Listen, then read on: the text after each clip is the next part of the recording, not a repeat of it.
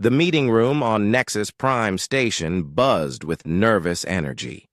Dozens of alien beings sat around a massive circular table, their various forms creating strange shadows under the bright lights. Some had multiple arms, others had scales that changed color, and a few looked like living crystals. But they all shared one thing: worry about the newest members of their galactic community. Captain Dae-Ho Kim walked into the room with steady steps. His simple uniform looked plain compared to the fancy clothes and natural armor of the other beings. He was the only human in a room full of aliens, but he did not seem afraid or nervous. His dark eyes looked around the room, taking note of who was there and how they acted. Ambassador Clix Noth stood up from his seat. His insect-like body made clicking sounds as he moved. His 6 arms gestured toward Dae-Ho as he spoke in the common, galactic language that all space-traveling species used. "We meet today because of a serious problem," Clix Noth said, his voice making buzzing sounds. "The humans have been in space for only 50 years, but they are already living on worlds. That should kill them. This is not normal." Counselor Velcris, who looked like a walking diamond, added her voice to the discussion. When she spoke, her words sounded like music, but her meaning was clear. "We have records of every species that tried to live on these deathworlds. None survived. Yet humans not only live there, they seem to enjoy it." Dae-Ho listened without saying anything. He had heard these complaints before. Other species called the worlds where humans lived death planets or poison worlds, but to humans they were just new homes. "Let me show you the data," said Dr. Mortick, a blob-like being who controlled the room's computers with his thoughts. The air above the table filled with images of different planets. The first image showed a world covered in red dust and rocks. "This is Kepler 442c. The air has too much carbon dioxide. The water is full of acid. No life should exist there." The image changed to show human cities built into the cliffs and underground tunnels.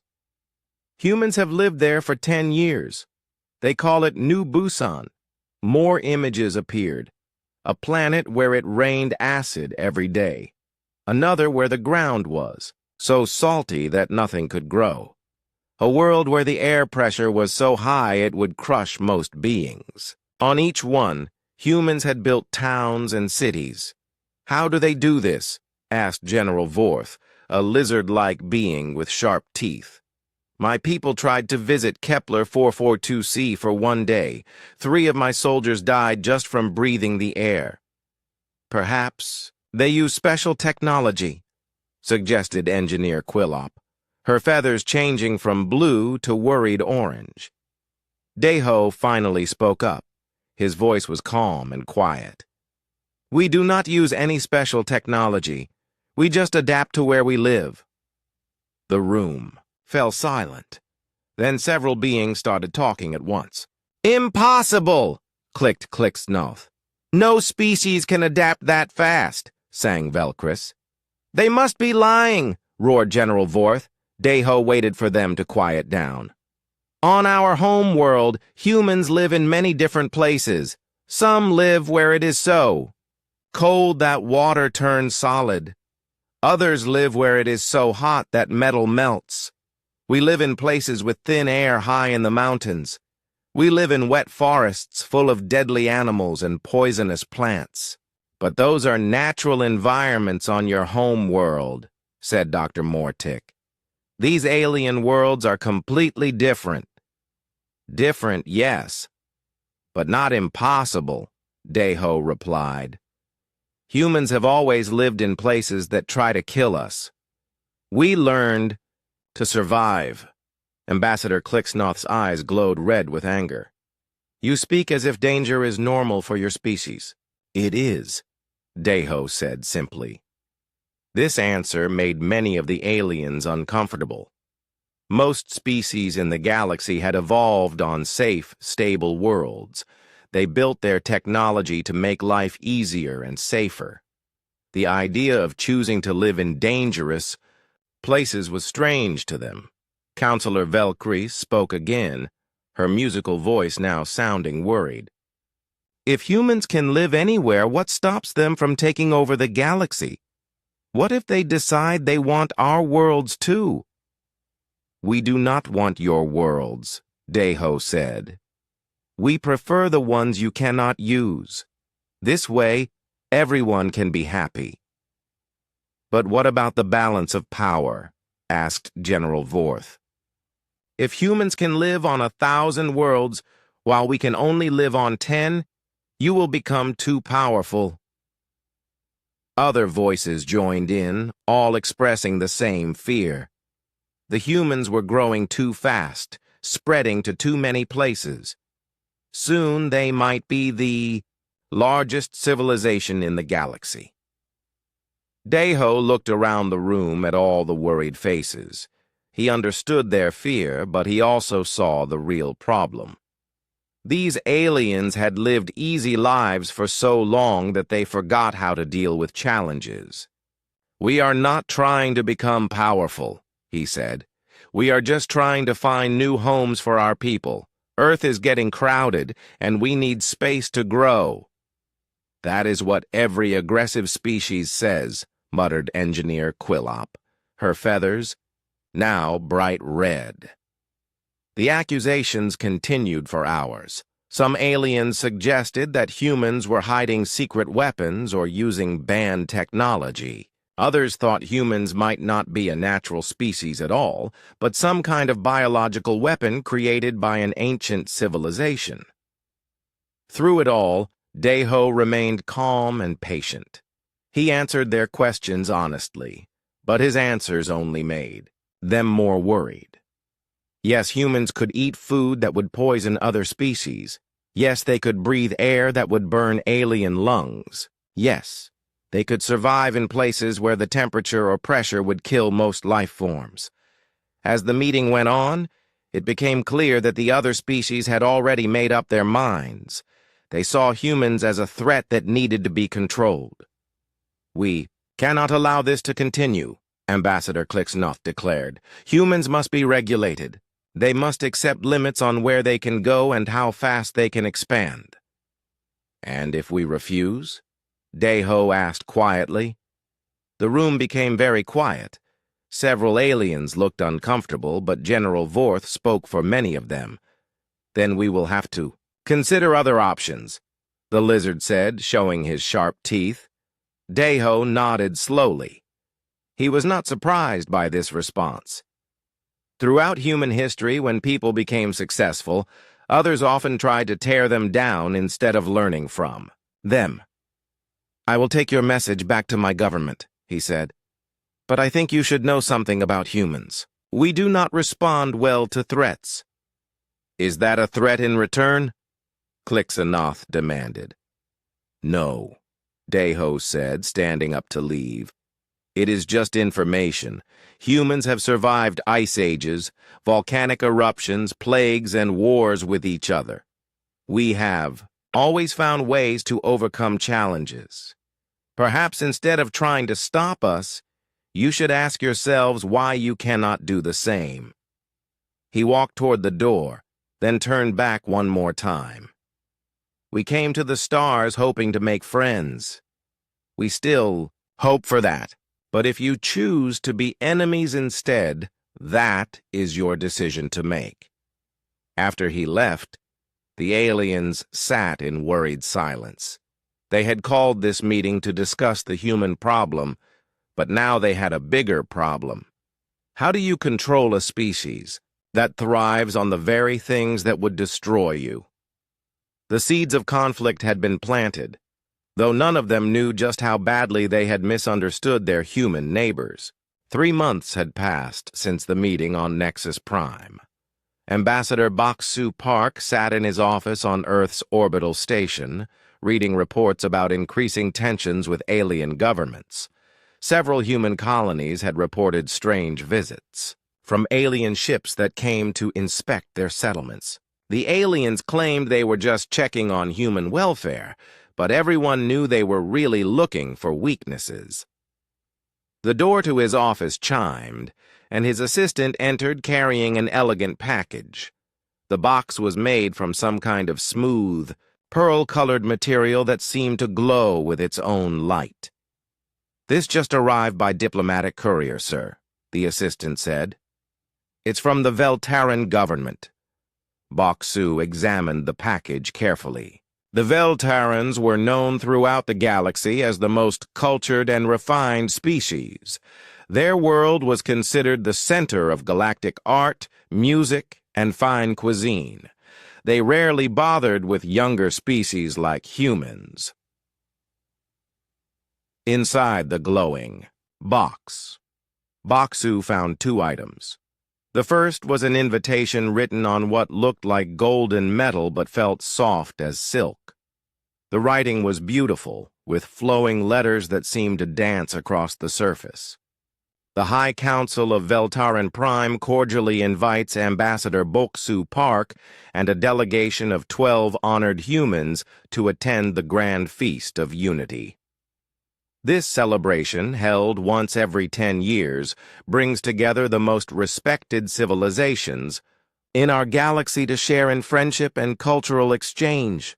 Boksu raised his eyebrows. In all of galactic history, only 27 species had ever been invited to the Grand Feast. It was considered the highest honor in diplomatic circles. The second item was even more impressive. A crystal bottle filled with pale blue liquid sat in a bed of soft silver foam. Even through the container, Boksu could smell something amazing, like flowers and starlight and distant music all mixed together. A small note was attached to the bottle. "A sample of our finest crystal wine, aged for 300 years in the caves beneath Mount Velcaran. We hope you will enjoy this small gift and look forward to sharing a full bottle when you honor us with your presence." Boksu had heard of Veltaran crystal wine but never thought he would see it, much less taste it. A bottle like this would cost more than most people earned in a lifetime. It was made from a rare crystal that grew only on Veltaran Prime, mixed with water from underground springs that had been filtered through precious metals for thousands of years. He called his aide back into the office. "Set up a meeting with the xenobiology team. I want to know everything about Veltaran customs before we respond to this invitation." 2 hours later, Dr. Young-Soo Choi sat across from Boksu reading through files on his tablet. Young-Soo was one of Earth's best experts on alien biology and culture. If anyone could spot problems with this invitation, it would be him. "This is very unusual," Young-Soo said, frowning at his screen. "The Veltarans are normally very careful about who they invite to their events. They usually only include species that have been part of the galactic community for at least 500 years. Maybe they want to make a good impression," Boksu suggested. "Show other aliens that they support human membership in the galactic community." Young-Soo shook his head. "I do not think so. Look at the timing. This invitation came just 3 months after that meeting where half the galaxy complained about human expansion. It feels too convenient." "You think it is a trap?" "Maybe. Or maybe they want something from us." Young-Soo set down his tablet and looked at the crystal wine bottle. "May I analyze this, just to be safe?" Boksu nodded. "Take a small sample. I want to try it, but I would rather not die from poisoning." Young-Soo carefully extracted a few drops of the blue liquid using a special tool. He ran the sample through several different machines, checking for toxins, bacteria, and other dangerous substances. After an hour of testing, he came back with a puzzled expression. "The wine is exactly what they say it is. No poisons, no drugs, nothing harmful. It is actually quite pure. Maybe the purest alcohol I have ever seen. So it is safe to drink? As far as I can tell, yes. Though I should mention that this wine is much stronger than anything most aliens can handle. The alcohol content is about 40%, which would put most galactic species in the hospital. Boksu laughed. 40%? That is weaker than most Korean soju. I think we can handle it. Youngsu smiled, but still looked worried. The chemical analysis is clean, but my instincts tell me something is wrong. This invitation is too good to be true. Despite his concerns, Boksu decided to accept the invitation. Earth's government wanted to improve relations with other species, and refusing such an honor would be seen as an insult. They would go to Veltaran Prime, but they would be careful. The next few weeks were spent preparing for the journey. Boksu chose his delegation carefully, including Dr. Young-soo for his knowledge of alien biology, diplomat Hae-won Song for her skill with languages, and Colonel Jin-wook-yu as a military advisor. He also included several cultural experts and scientists who could represent human achievements. Meanwhile, on Veltaran Prime, a very different kind of preparation was taking place. In a secure room deep beneath the capital city, Ambassador Klixnoth met with Counselor Velkris and a small group of other alien leaders. "Is everything ready?" Klixnoth asked, his insect voice buzzing with excitement. Velkris nodded, her crystal body flashing with different colors. "The wine has been prepared exactly as you requested. Our chemists added the Mordun neural toxins and your Vextar paralytic compounds. The mixture should render humans unconscious within minutes and keep them helpless for several days." Dr. Ziklan, another Vextar scientist, held up a tablet showing complex chemical formulas. "We have tested this combination on tissue samples from several different species. The results are always the same: complete nervous system shutdown. The humans will collapse before they finish their first glass. And you are certain they will not detect the additives?" asked General Vorth, his lizard eyes glowing with anticipation. "Impossible," Velkris replied. "The toxins are colorless, odorless, and tasteless. They are also designed to break down quickly after consumption, leaving no trace for later analysis. Even if the humans survive, they will never be able to prove what happened." Klixnoth rubbed his hands together with satisfaction. "Perfect. Once the human delegation is helpless, we can present evidence to the galactic community that humans are too weak and fragile for independent space travel. We will argue that they need constant protection and supervision from more advanced species." "The other governments are prepared to support this action?" General Vorth asked. 23 species have already agreed to vote for human guardianship," Klixnoth confirmed. "Once we demonstrate human frailty, even their few allies will have to admit that humans need to be controlled for their own safety." Dr. Ziklan looked at his tablet again, double-checking the calculations. "The dosage is calibrated for the average human body weight and metabolism. They should begin showing symptoms within 5 to 10 minutes of consumption." "What kind of symptoms?" Velkris asked. "First dizziness and confusion, then loss of muscle control, difficulty speaking, and finally complete unconsciousness. They will appear to be suffering from severe alcohol poisoning, which will support our narrative that humans cannot handle refined galactic cuisine." The conspirators smiled, pleased with their plan. They had studied human biology carefully and believed they understood human weaknesses. Humans were known to consume alcohol regularly, but surely they could not handle something as sophisticated as Veltaran crystal wine, especially when it was enhanced with alien toxins. "There is no way this can fail," Klixnoth declared. Humans may be able to survive on harsh planets, but their biology is still primitive. They will have no defense against our advanced biochemistry." None of them realized just how wrong they were about human biology.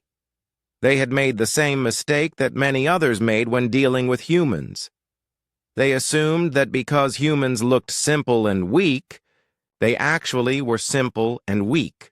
The trap was set, the wine was poisoned, and the stage was prepared for what the aliens thought would be humanity's greatest humiliation. Instead, it would become a lesson they would never forget about the dangers of underestimating their human neighbors. The human ship descended through the cloudy atmosphere of Veltaran Prime, and Dr. Young-Soo Choi pressed his face to the window to get his first look at the legendary world. Below them stretched cities that looked like they were made from liquid, metal and growing crystal. Towers spiraled up into the sky like frozen music, and gardens of impossible colors spread between buildings that seemed to shift and flow even as he watched. "Beautiful," murmured Haewon Song, the cultural diplomat, as she joined him at the window. "But also very artificial. Everything is too perfect, too planned." Colonel Jin-Wook Yu, sitting nearby, was more practical in his observations. "Notice how everything is built for show rather than defense. These people have not fought a real war in centuries. They have forgotten that pretty things break easily." Ambassador Bok-Soo Park smiled at his team's different perspectives. Young-Soo saw the science, Haewon saw the culture, and Jin-Wook saw the military implications. Together, they would represent humanity well at this feast. Their ship landed at a spaceport that looked more like a work of art than a functional facility. Elegant beings in flowing robes greeted them, speaking in musical voices and making graceful gestures. Everything about the Veltarans spoke of refinement and sophistication that had been built up over thousands of years. "Welcome, honored guests," said their guide, a tall Veltaran with skin that looked like polished silver. "I am Cultural Attaché Merandis. We are deeply honored by your presence at our grand feast of unity." The humans were escorted to luxurious quarters in the capital's guest district. Their rooms were filled with furniture that seemed to grow from the walls and windows that showed views of impossible beauty. Servants offered them foods and drinks that looked like tiny works of art. Young-Soo tested everything carefully with his portable scanner, but found nothing dangerous. The food was safe, if a bit strange to human tastes. Most of it was very mild and sweet, designed for beings with delicate digestive systems. That evening, they were taken to the Great Hall of Harmony, where the feast would be held. The hall was enormous, with a ceiling that looked like the night, sky and walls that seemed to be made of flowing water. Hundreds of beings from dozens of different species sat at tables arranged in perfect circles around a central stage. Young-Soo recognized many of the species from his studies. There were the feathered Quillopians, with their color-changing plumage showing their emotions. The crystalline Mordons sat in perfect stillness, their diamond-like bodies reflecting the hall's lights. Even some of the more aggressive species, like the Vextar, were present, though they kept to themselves at tables near the back. "This is impressive," admitted Jin-Wook, though his eyes never stopped moving, cataloging exits and potential threats. "But I count at least 30 species here. For a feast that happens only once every 10 years, they sure invited a lot of people this time." Haewon nodded in agreement. "And look at the seating arrangement. They have placed us at the center table, right where everyone can see us. This feels more like a performance than a celebration." The humans were seated at a table that seemed to be carved from a single giant pearl. Their chairs were comfortable but clearly designed for beings much larger than humans. Everything about their placement emphasized how small and new they were compared to the ancient civilizations around them. Cultural attaché. Mirandis approached their table with a crystal bottle that glowed with soft blue light. Honored human guests, it is our privilege to offer you the finest refreshment our world can provide. This crystal wine is aged for 300 years and is reserved for only the most distinguished visitors. Young Su watched carefully as Mirandis poured the pale blue liquid into crystal glasses. The wine seemed to glow from within, and its smell was incredibly complex, like flowers and spices and something that reminded him of mountain air. Around the hall, other beings pretended to focus on their own meals, but Young Su could see many eyes watching the human table. There was an expectant quality to their attention that made him uncomfortable. "This is quite an honor," said Boksu diplomatically, lifting his glass. "We are grateful for your hospitality." "The honor is ours," replied Mirandis, but Young Su noticed that the Veltaran's hands were shaking slightly. "Please, enjoy. We are most curious to hear your thoughts on our finest creation." The 12 humans lifted their glasses and took their first sips of the legendary crystal wine. Young Su let the liquid roll over his tongue, analyzing the flavor. It was certainly complex and refined, with layers of taste that revealed themselves slowly. But compared to some of the drinks he had enjoyed in Seoul, it was actually quite mild. "Interesting," he said aloud, taking another sip. "Very smooth. The alcohol content is lower than I expected for something with such a reputation." Haewon nodded in agreement. "It reminds me of a light table wine my grandmother used to serve with Sunday dinner. Pleasant, but not very strong." Around the hall, Young Su noticed that conversations had become quieter. Many beings were watching the human table with what looked like intense concentration. Some were even taking notes on small devices. Jin Wook, who had military experience with various alcoholic beverages from around the world, shrugged as he finished his glass. "It is good, but we have much stronger drinks back home. Do you have anything with more kick to it?" The question seemed to cause a stir among the alien observers. Young Su saw several beings exchange worried glances, and he noticed that some of the Vextar at the back tables were making frantic gestures to each other. Mirandis looked confused and slightly panicked. More strong? But this wine is 40% alcohol by volume. Most species find it overwhelming." 40%? laughed Boksu. "That is weaker than soju, and we drink that like water back home." Young Su watched the reactions around the hall with growing interest. The aliens were clearly expecting something to happen, and when it did not, they were becoming increasingly agitated. Some were pulling out communication devices and speaking in urgent whispers. "Is everything all right?" Young Su asked Mirandis. "You seem nervous." "Oh, no. Everything is fine," the Veltaran replied quickly. But his silver skin had developed a greenish tint that Young Su suspected indicated stress. "We are just surprised by your reaction to the wine. Most first-time drinkers find it quite potent." "Potent?" Jin Wook asked, holding up his empty glass. "This is nothing. You should try Korean rice wine sometime. Or better yet, some of that stuff the Russians make. Now that will put hair on your chest." The comment about hair growing seemed to confuse many of the aliens, but Young Su was more interested in the fact that his portable scanner was starting to beep softly. He glanced at the device and saw some interesting readings. "Ambassador," he said quietly to Boksu, "my scanner is detecting some unusual chemical signatures in the wine." "Anything dangerous?" Boksu asked, also keeping his voice low.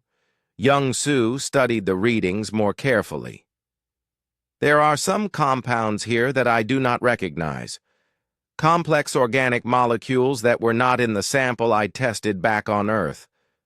Before he could say more, a commotion broke out at one of the back tables.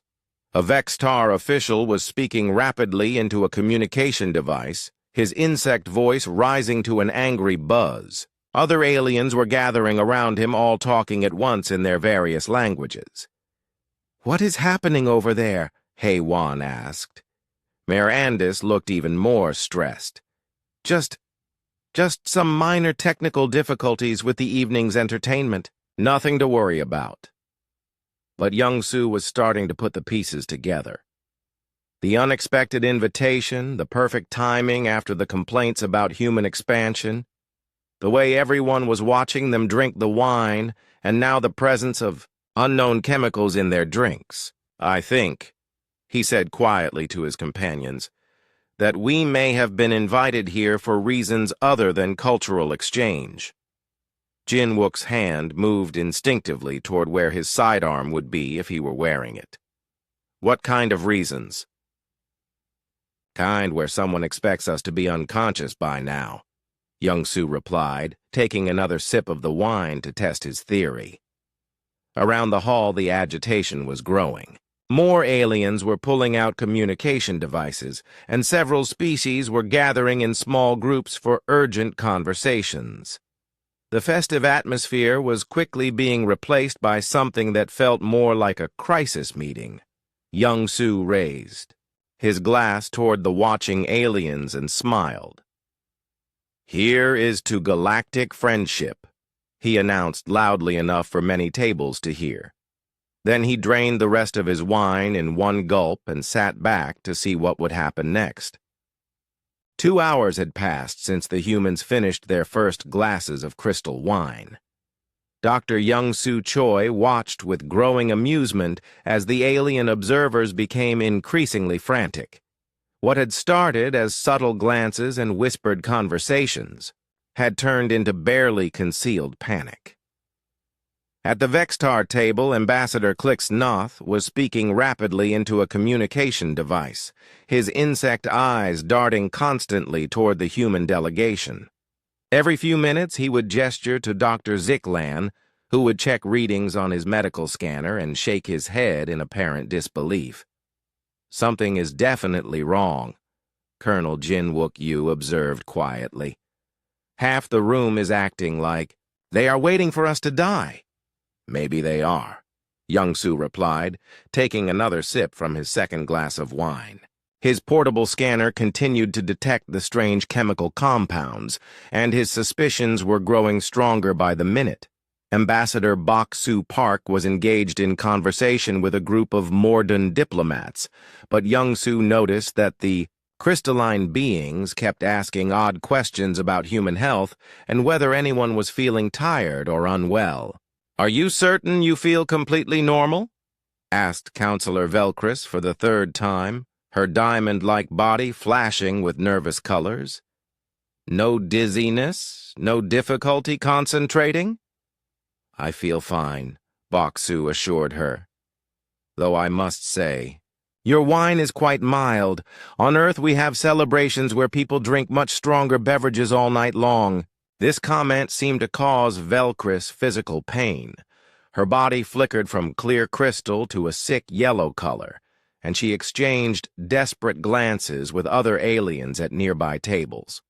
Across the hall, Young-Soo noticed that cultural attaché, Mayor Andis, was speaking urgently with a group of Veltaran officials. Their silver faces had taken on that stressed green tint again, and one of them was frantically consulting what looked like a medical reference guide. "You know what?" Jin-Wook announced loudly enough for several tables to hear. "This wine is nice, but it is not really strong enough for a celebration. Back home in Korea, we have something called soju that would be perfect for a party like this." He gestured to Mayor Andis, who approached their table with obvious reluctance. "Yes, honored guest? Do you have anything stronger than this wine? Something with more alcohol content, Maybe 60 or 70%? Mirandis looked like he was about to faint. 70%? But that would be pure poison to most species. Poison? Jin-Wook laughed. That is just getting started. You should try some of the stuff Russian cosmonauts used to smuggle onto space stations. Now that was dangerous. Around the hall, aliens were no longer even pretending to enjoy their meals.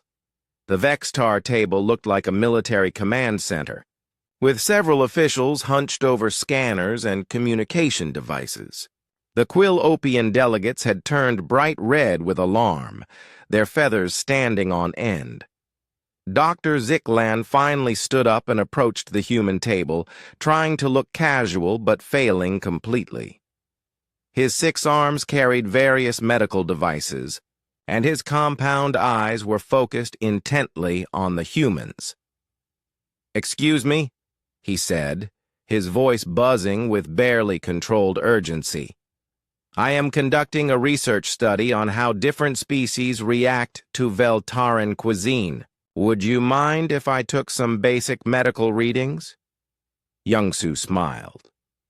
"Of course. What kind of readings?" "Just simple things, blood pressure, neural activity, toxin levels in the bloodstream." Ziklan realized too late that he had said too much. "Toxin levels?" Young-Soo asked pleasantly. "That is an interesting thing to check at a dinner party." Ziklan's mandibles clicked nervously. Just routine medical screening, nothing unusual." He ran his scanner over Young-Soo first, and his compound eyes went wide with shock. He checked the readings twice, then scanned Bok-Soo, then Jin-Wook. Each time, his expression became more desperate. "Is everything all right?" Haewon Song asked innocently. "You look upset." "The readings, they must be wrong," Ziklan muttered, more to himself than to the humans. "The toxins are definitely in their bloodstream, but their neural activity is completely normal. Their blood pressure is stable. Their liver function is actually improving." Young-Soo felt a cold anger building in his chest. "Toxins? What toxins would those be, Doctor?" Ziklan realized he had made a terrible mistake. I meant natural compounds from the wine fermentation process. Nothing harmful." "Really?" Young-Soo pulled out his own scanner and ran it over his glass. "Because my readings show Morden neural inhibitors and Vextar paralytic compounds, both of which are highly illegal chemical weapons under galactic law." The revelation hit the hall like a bomb.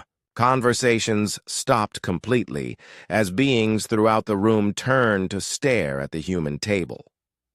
Dr. Ziklan took several steps backward, his scanner dropping from his suddenly nerveless arms. You can detect the specific compounds?" he whispered. "Human technology is more advanced than you think," Young-Soo replied calmly. "But more importantly, human biology is apparently much more resilient than you planned for."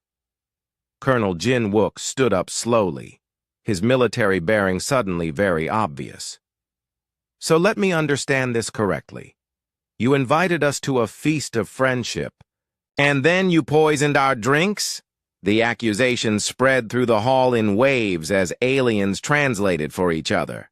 Soon, beings were standing up at tables throughout the room, some looking shocked, others looking guilty, and many looking terrified. Ambassador Clix-Noth finally stood up at the Vextar table, his insect body rigid with fear and anger.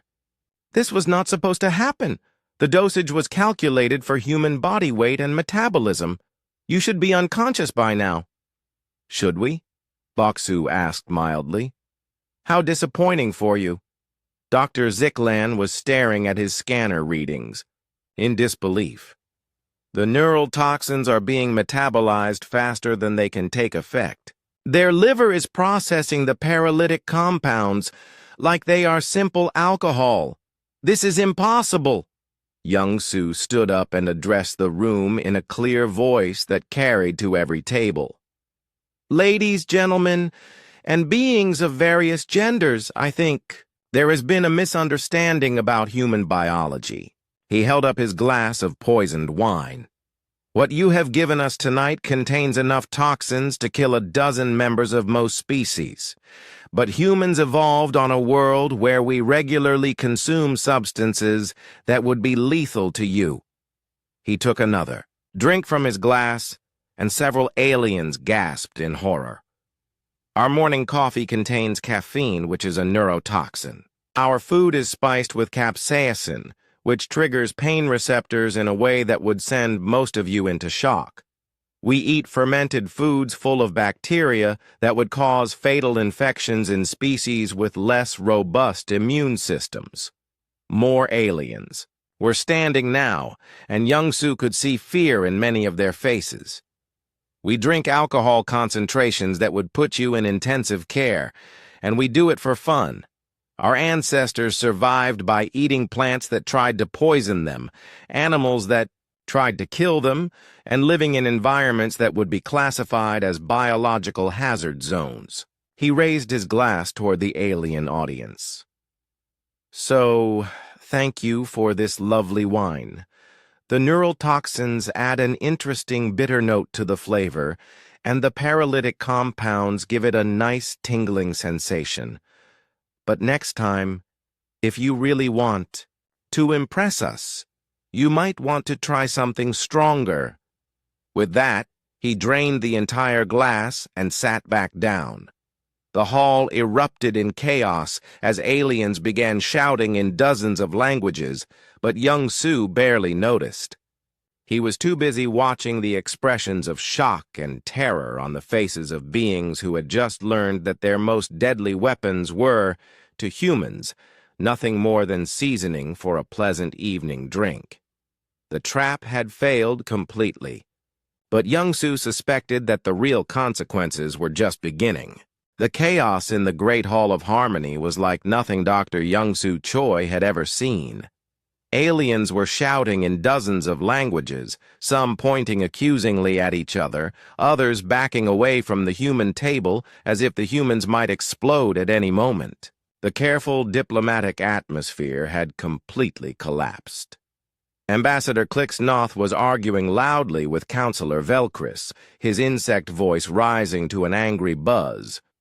You assured me that the toxin mixture would work. Your chemists said it was impossible for any organic being to survive those concentrations.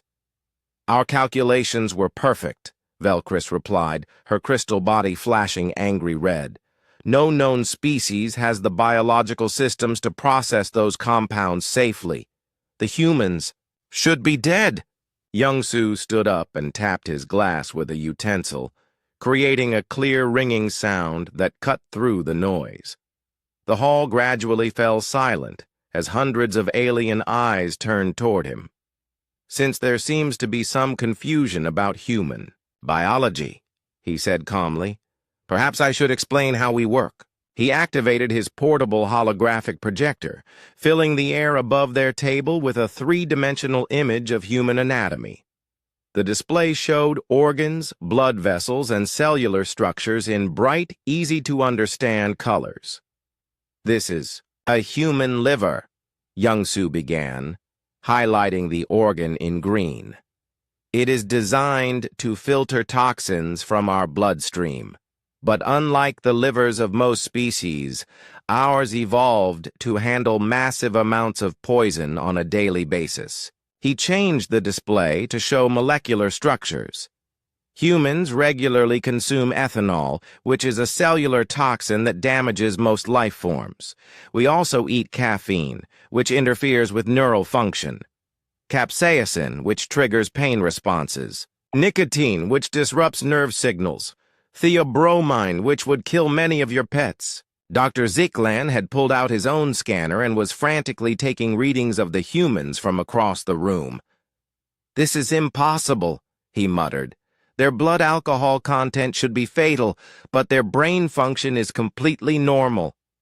That is because, Young-Soo continued, human brains evolved to function despite constant exposure to neurotoxins.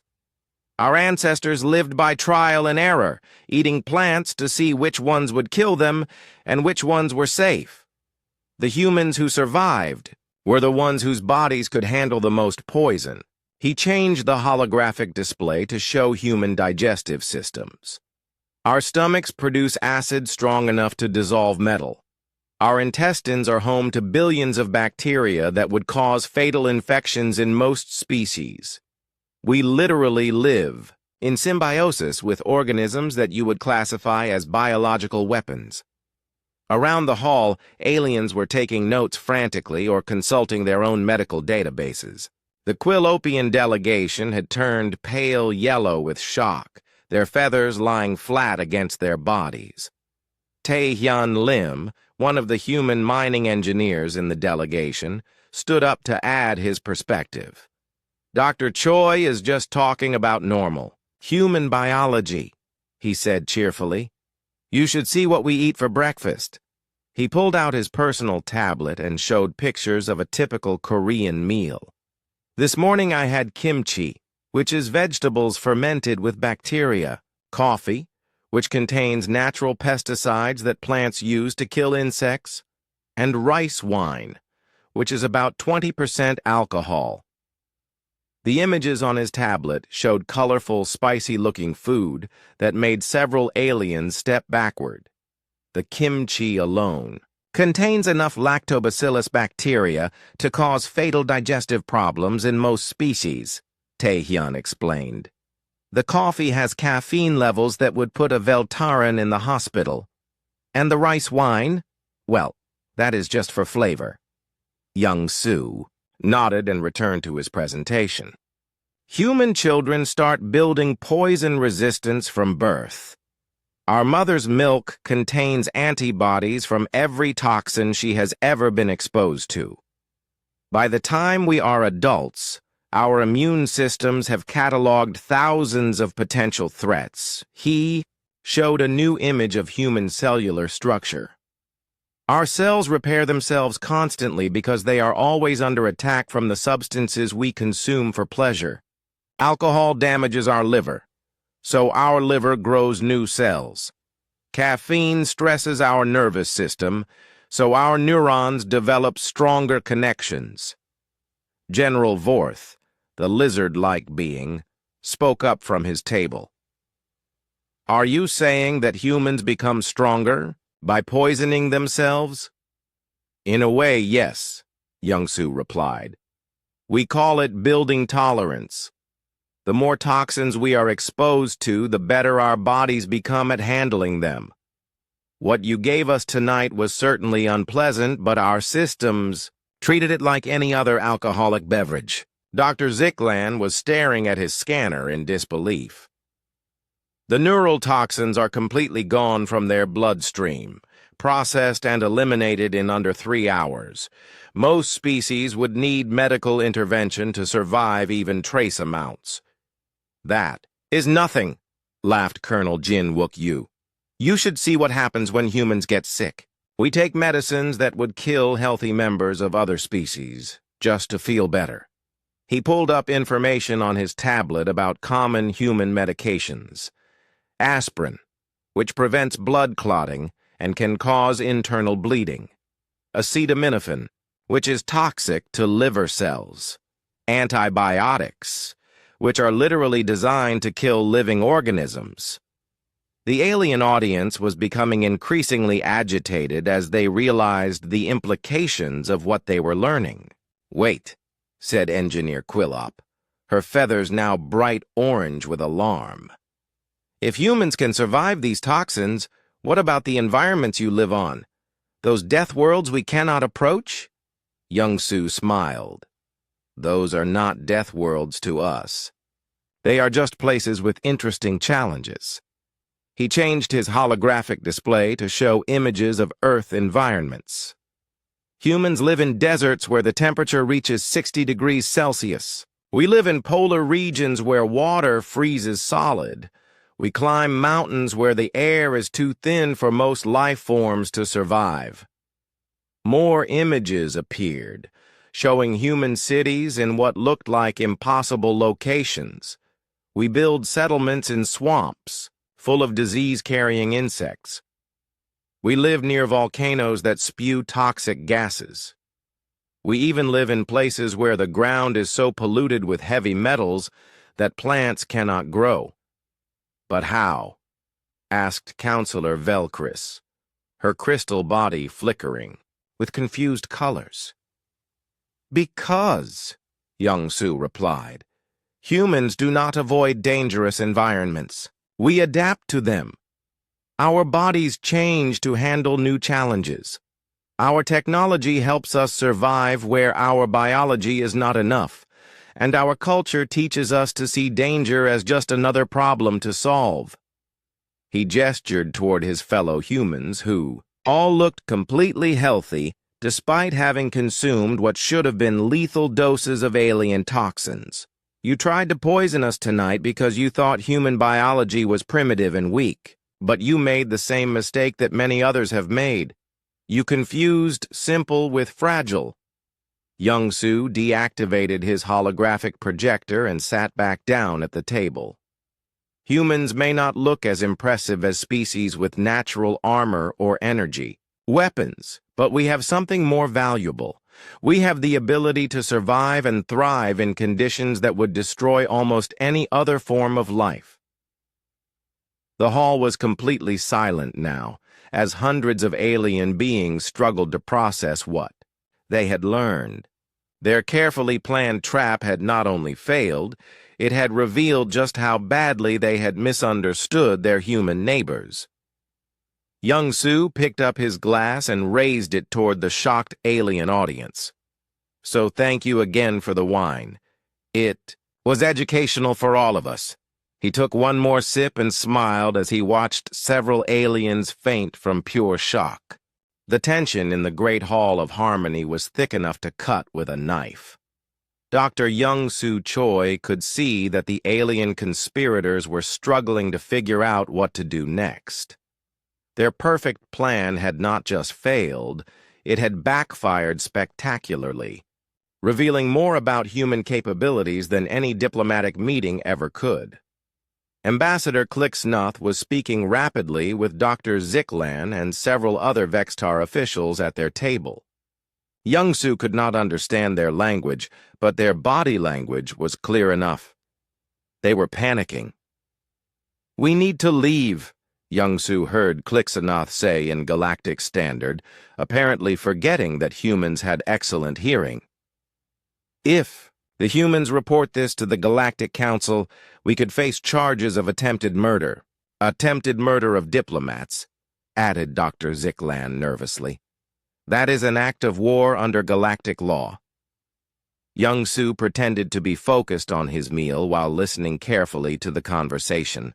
The aliens were making no effort to keep their voices down, probably assuming that humans were too primitive to understand the political implications of what had happened. "We stick to the original plan," Clicksnoth decided. "We claim this was a test of human biological resilience, conducted with their knowledge and consent. A scientific experiment, not an assassination attempt." "But they clearly did not consent," protested another Vextar. "And we have recorded evidence of our real intentions." "Then we destroy the evidence," Clicksnoth snapped.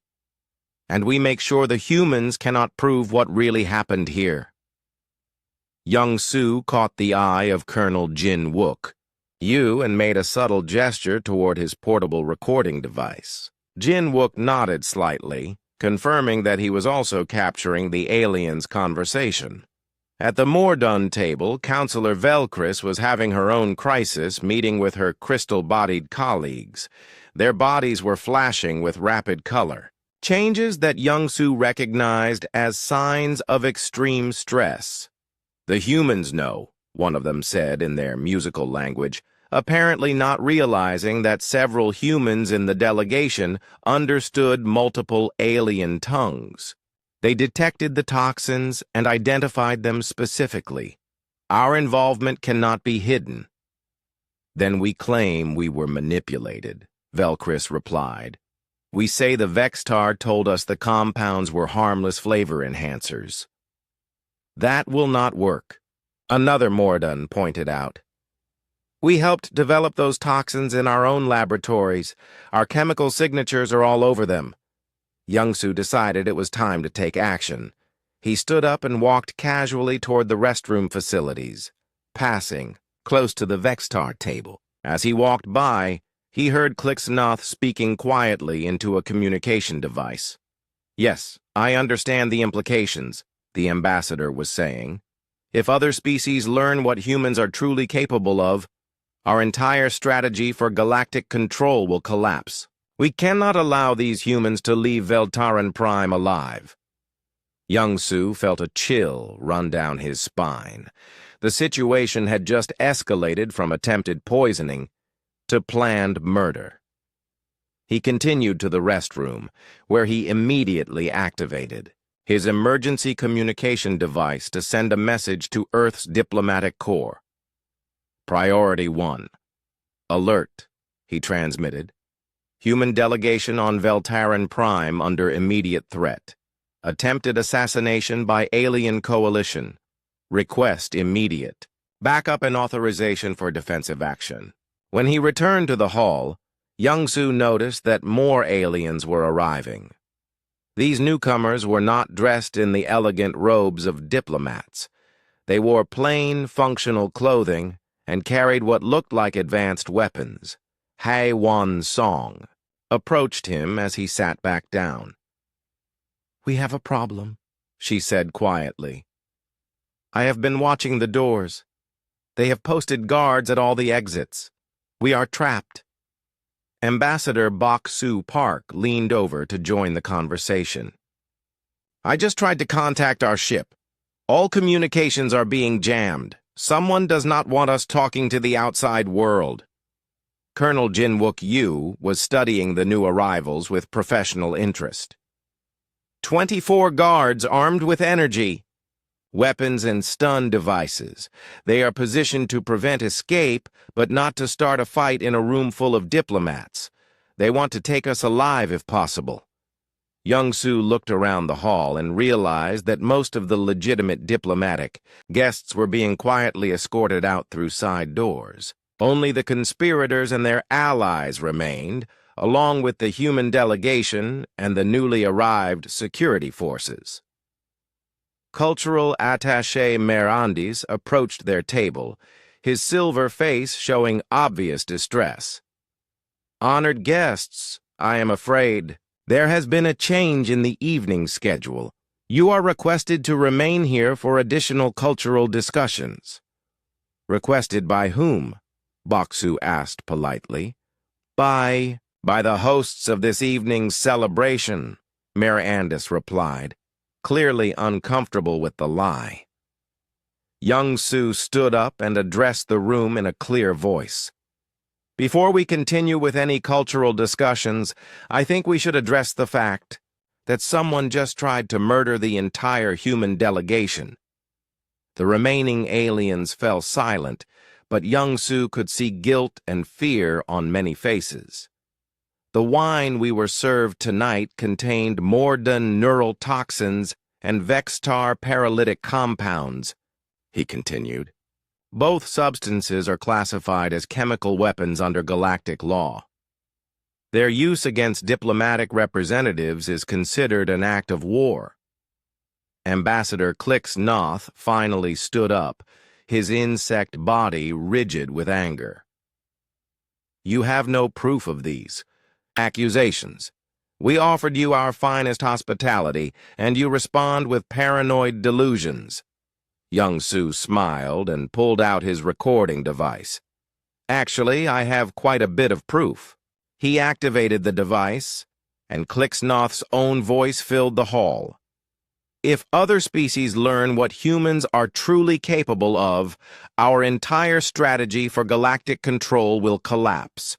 We cannot allow these humans to leave Veltaran Prime alive." The A. Recording continued, playing back conversations from several different alien tables. Plans to destroy evidence, discussions of assassination methods, and arguments about how to handle the failed poisoning attempt. As the damning evidence played, Young Su watched the faces of the conspirators. Some looked defeated, others angry, but all of them realized that their secret was out.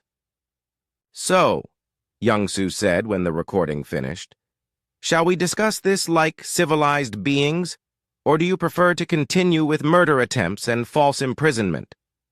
The hall erupted in angry voices as aliens began arguing among themselves. Some demanded immediate action against the humans, while others insisted that the conspiracy had gone too far already. In the middle of the chaos, Colonel Jin-Wook Yu leaned over to Young Su and spoke quietly. "The guards are getting nervous. I think they are about to receive orders to take us by force." Young Su nodded and activated his communication device one more time, broadcasting on an open channel that every ship in the system could receive. "This is Dr. Young Su Choi of the Human Diplomatic Mission. We are being held against our will on Veltaran Prime after surviving an assassination attempt. This message is being transmitted to all vessels in the system as evidence of hostile action against human representatives." He looked up at the shocked faces around the hall and smiled. "I hope you do not mind, but I thought the galaxy should know what is happening here tonight. The conspiracy was exposed, the evidence was recorded, and help was on the way. But Young Su suspected that the most dangerous part of their evening was just beginning. The standoff in the Great Hall of Harmony had lasted for 2 hours. The alien conspirators were trapped between their failed assassination attempt and the growing realization that killing human diplomats would bring the wrath of Earth's military down on their heads. Dr. Young Su Choi watched as they argued among themselves, trying to find a way out of the disaster they had created. Ambassador Click-Sanath was still insisting that the poisoning had been a misunderstanding, but his protests sounded increasingly desperate. The recorded evidence of their conversations made it impossible to deny their intentions, and more ships were arriving in orbit every hour as news of the incident spread. "Perhaps," Young Su said during a brief lull in the arguing, "we should use this time productively. Since you seem so interested in human biology, would you like a more complete demonstration?" The aliens looked at him suspiciously, but Young Su continued with a cheerful smile. "Dr. Yeonji Kang, our botanical specialist, brought some samples of typical human food items. Since you have been so concerned about our ability to survive in different environments, maybe you would like to see what we actually eat at home." Dr. Yeonji Kang stood up from her seat at the human table. She was a small, quiet woman who specialized in plants that could survive in extreme conditions. Her research had helped make human colonies possible on dozens of harsh worlds. "I brought these samples to share with our new friends," she said, pulling a sealed container from her travel bag. "But after tonight's events, I think they might be more educational than I originally planned." She opened the container, and several aliens immediately stepped backward as strange smells filled the air. The contents looked innocent enough. Various dried plants, seeds, and what appeared to be fermented vegetables. "This is kimchi," Yunji explained, holding up a jar of bright red, spicy-looking vegetables. "We make it by fermenting cabbage with bacteria for several weeks. The bacterial count in a single serving would cause fatal infections in most galactic species." She opened the jar, and the smell made several aliens cover their breathing apparatus in alarm. "The lactobacillus bacteria alone produces enough acid to dissolve metal over time," she continued. "We eat it with every meal because it helps our digestion. Dr. Zickland pulled out his medical scanner and pointed it at the kimchi. His compound eyes went wide as he read the results. The bacterial concentration is... This should be classified as a biological weapon. But wait, there is more, Yunji said, pulling out other samples. These are ghost peppers, one of the hottest varieties humans cultivate. The capsaicin content triggers pain receptors so intensely that most species would go into shock from touching them. She held up a small, innocent-looking red pepper that made the Veltarans move to the far side of the room. Capsaicin is technically a neurotoxin, she explained. Plants evolved it to prevent animals from eating them, but humans bred these peppers to be even more painful because we enjoy the sensation. Space Marine Hyunwoo Nam stood up from his seat with a grin. Want to see how we eat them? Before anyone could object, he took the ghost pepper from Yunji and bit into it like it was an apple. The aliens watched in horror as he chewed thoughtfully and swallowed. Not bad, he commented. Could use more heat, though. Several aliens made sounds that Young-Soo suspected were their species' equivalent of screaming. How are you still conscious? Dr. Zickland demanded, scanning Hyunwoo frantically. The capsaicin levels should have triggered massive neural trauma. We build up tolerance, Hyunwoo explained cheerfully. I have been eating spicy food since I was 5 years old. My pain receptors barely notice this anymore, Yunji continued, her demonstration pulling out more samples. This is bitter almond extract, which contains cyanide compounds, coffee beans with natural pesticides that would kill most insects, raw garlic, which produces sulfur compounds toxic to cellular structure. Each new item caused more alarm among the alien observers. Their medical scanners were detecting concentration levels of toxins that should have been lethal, but the humans treated them like normal food items. And this, Yunji said, producing a small bottle of clear liquid, is 100-proof grain alcohol. Humans drink this for entertainment. The bottle contained liquid that was 90% pure ethanol, a concentration that would destroy the nervous systems of most galactic species within minutes. Hyunwoo took the bottle and drank a shot without hesitation. Smooth, he commented. Though I prefer the stuff we make back on Jeju Island. That has more character. Dr. Zickland was now frantically taking readings of all the humans, his scanner beeping constantly with alerts about toxic exposure levels. This is impossible. You have consumed enough poisons to kill a dozen beings. That was just the appetizer, Young-Soo said with amusement. Hyunwoo, why do not you tell them about your breakfast this morning? Hyunwoo sat down and pulled out his tablet, showing images of his morning meal. I started with coffee, about 4 cups, which is probably enough caffeine to stop a Veltaran's heart.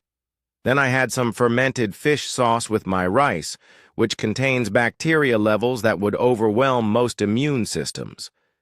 The images showed foods that looked colorful and appetizing to human eyes, but the aliens reacted like they were viewing biological warfare samples. After that, I had some pickled vegetables preserved in alcohol and vinegar. The acid content would dissolve alien tissue, but it helps humans digest other foods better. Engineer Tae-hyun Lim joined the demonstration, pulling out his own food, samples. This is just normal food for humans, he said, but I also brought some examples of what we eat when we want something special. He produced a jar of what looked like gray paste. This is fermented shark meat from Iceland. The sharks are toxic when fresh, so humans bury them underground for months until they become safe to eat. The smell from the jar made every alien in. The room back away to the far walls. Safe? Counselor Velcris asked in a voice that sounded like breaking crystal. That registering massive levels of trimethylamine oxide and other toxic compounds. Sure. Taehyun agreed. But that is what gives it flavor. We also have fermented fish sauce from Vietnam, which we make by leaving fish in salt water for over a year until it rots into liquid. Young-soo watched as the alien audience became increasingly pale, green, or whatever color indicated nausea in their species. They were finally beginning to understand what they were dealing with. The point, Young-soo explained, is that humans did not become successful in space because we have better technology or stronger weapons. We succeeded because we can survive anywhere and eat anything. He gestured toward his colleagues, who were casually consuming foods that would be classified as chemical weapons by most galactic standards. Every world you call a death planet, we call a potential home. Every substance you classify as poison, we call a possible food source. This is not because we are reckless or stupid. It is because we evolved to thrive in conditions that would destroy other species. Ambassador Clicksnoth finally found his voice. But if humans can survive anything, how does the galaxy maintain balance? Young-soo smiled. That is very simple. You treat us as friends instead of threats. You work with us instead of trying to control us. And you remember that the same resilience that makes us dangerous enemies also makes us valuable allies. He stood up and looked around the room at the shocked faces of beings who had just learned that their greatest fears about humans were completely justified. The choice is yours, he said. But I suggest you choose wisely, because humans have very long memories when it comes to people who try to poison us at dinner parties. 6 months had passed since the failed poisoning attempt at the Grand Feast of Unity. Dr. Young-soo Choi stood in the same Great Hall of Harmony on Veltaran Prime, but everything had changed. Instead of a trap designed to humiliate humanity, this was a genuine celebration of the new treaties that had reshaped galactic politics. The hall was filled with representatives from dozens of species, but the atmosphere was completely different from that terrible night 6 months ago. Aliens who had once feared human expansion now competed for opportunities to work with human colonies. The same resilience that had terrified them was now seen as humanity's greatest contribution to galactic civilization. Ambassador Bok-soo Park stood at the center of the hall, signing the final documents that established the Human Resilience Corps. The new organization would provide consultation and support for any species attempting to colonize hostile environments or recover from ecological disasters. It is remarkable how quickly attitudes can change, observed Haewon Song, watching as former conspirators lined up to request human assistance with their most challenging worlds. Young-soo nodded, remembering the chaos and fear that had filled this same room just months ago. The failed assassination attempt had backfired so completely that it achieved the opposite of what the conspirators intended. Instead of proving human weakness, it had demonstrated human strength in the most dramatic way possible. Ambassador Clicksnoth approached their table, his insect body moving with obvious nervousness. The Vextar leader had spent the last 6 months in diplomatic rehabilitation, trying to repair the damage caused by his failed conspiracy. Dr. Choi, he said, his voice carefully respectful. I wanted to thank you personally for your testimony during the hearings. You could have demanded much harsher punishments for our misunderstanding. Young-soo smiled diplomatically. We humans believe in second chances, Ambassador. Besides, your mistake taught the galaxy some valuable lessons about cooperation. The hearings had been a sensation throughout the galactic community. Instead of demanding revenge, the human government had used the incident to demonstrate their commitment to peaceful coexistence. The aliens who had tried to poison them were given diplomatic sanctions rather than criminal punishment, and several species had publicly apologized for their participation in the conspiracy. Dr. Zeklan appeared at Clicksnoth's shoulder, carrying a large data tablet filled with research notes. The Vextar scientist had become one of the galaxy's leading experts on human biology, studying the same resilience he had once tried to exploit. "Your metabolism continues to fascinate me," he told Young Su enthusiastically. "We have identified over 40 different enzyme systems that humans use to process toxins. Most species have 3 or 4 at most." "Evolution is an excellent teacher," Young Su replied. "When your environment tries to kill you every day, you either adapt or die." Captain Dae-ho Kim joined the conversation, fresh from his latest mission. To establish a colony on a world the aliens had declared uninhabitable. His ship had arrived just that morning, carrying samples of new foods and materials that his colonists had discovered. "How did the Kepler 452b settlement work out?" Bok-su asked. "Better than expected," Dae-ho replied with satisfaction. "The acid rain was annoying for the first few weeks, but we figured out how to collect and neutralize it for drinking water. The volcanic soil is incredibly fertile once you adjust the pH levels." Dr. Zeklan made excited notes on his tablet. "Acid rain that you converted to drinking water? The sulfuric acid content should have been fatal." "It was pretty sour," Dae-ho admitted, "but nothing worse than some of the traditional drinks we make back home. We just added some basic minerals to balance it out." Across the hall, Young Su could see other examples of the new cooperation between humans and aliens. Engineer Tae-hyun Lim was working with a team of Mordun technicians to develop new atmospheric processors. Dr. Yoonji Kang was sharing her research on extreme environment agriculture with scientists from 12 different species. The transformation had been remarkable.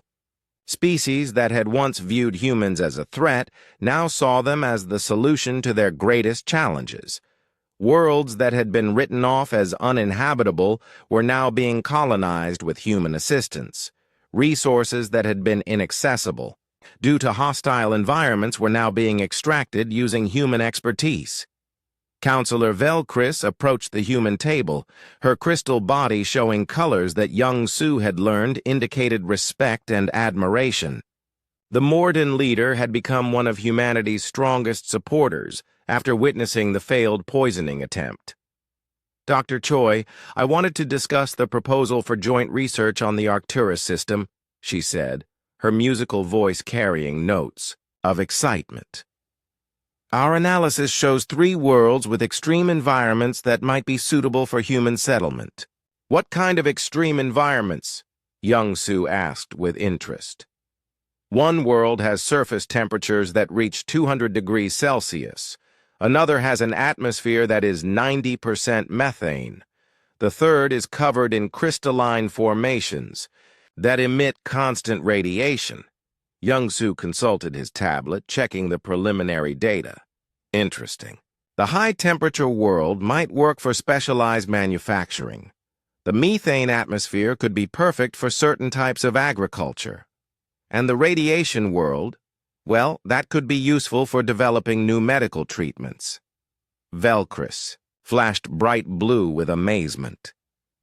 "You see opportunities where we see only death. This is why the galaxy needs human perspective." The conversation was interrupted by the arrival of Space Marine Hyunwoo Nam, who had just returned from a rescue mission on a planet where a Quilopian research station had been overwhelmed by toxic gas eruptions. "How did the evacuation go?" Colonel Jin Wook-yu asked. "Smooth operation," Hyunwoo reported. "The gas concentrations would have killed anyone else in minutes, but our team was able to work in the affected areas for hours. We got all 63 researchers out safely." Dr. Zeklan looked up from his notes. "What type of toxic gases?" Hydrogen sulfide mostly, with some chlorine compounds mixed in, Hyunwoo replied casually.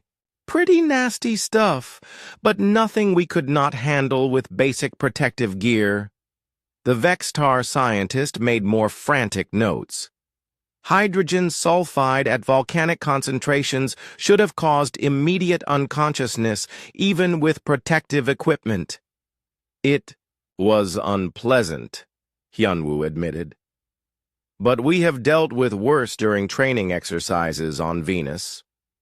As the evening continued, Young-soo reflected on how dramatically the situation had changed.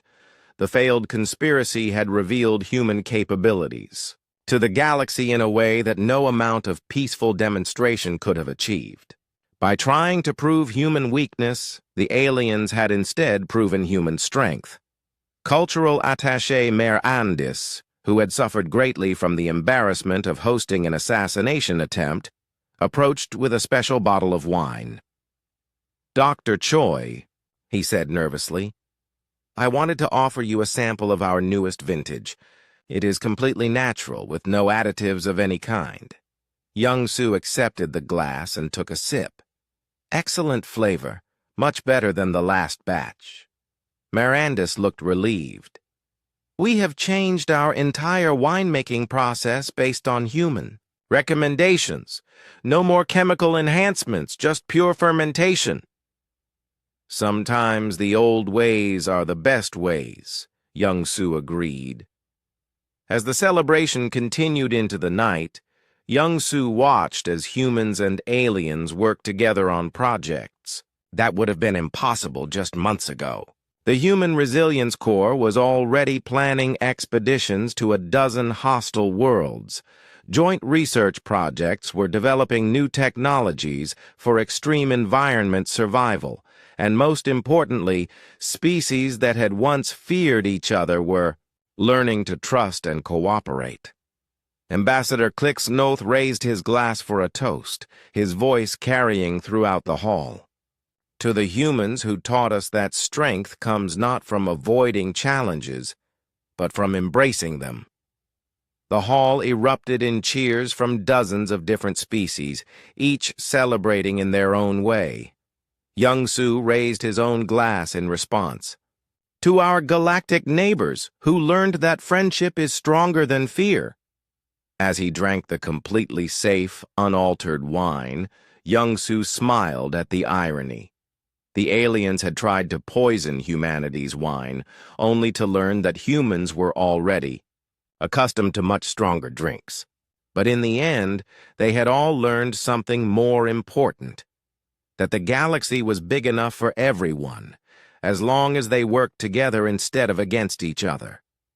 The failed conspiracy had become the foundation for a new era of cooperation, and Young-soo had a feeling that this was just the beginning of humanity's contributions to galactic civilization.